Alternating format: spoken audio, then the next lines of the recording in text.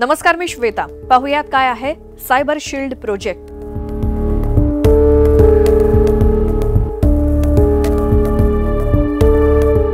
मुंबईतील सायबर गुन्ह्यांना आळा घालण्यासाठी प्रशासनाने एक विशेष पाऊल उचलले.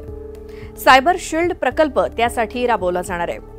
रस्त्यावरील गुन्ह्यांची जागा आता सायबर गुन्ह्यांनी घेतली आहे आणि हे गुन्हे रोखण्यासाठी सायबर विभागाला बळकटी दिली जाते.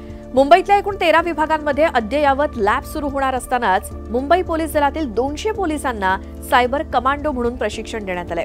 देशभरात सर्वाधिक सायबर गुन्हे मुंबईमध्ये घडतात. काही वर्षांपूर्वी मुंबईमध्ये एकच सायबर पोलीस ठाणं होतं.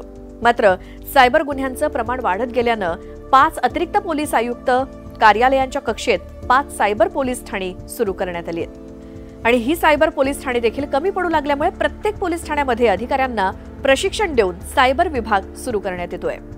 तर किरकोळ सायबर गुन्ह्यांचं गंभीर किंवा मोठ्या रकमांच्या गुन्ह्यांचा तपास करताना इथल्या अधिकाऱ्यांना परदेशी तांत्रिक मदत वेळेवरती मिळत नसल्याचं समोर आलंय आणि त्यामुळेच मुंबई पोलिसांनी स्टेट बँकेच्या मदतीनं सायबर शील्ड हा प्रकल्प हाती घेतलाय.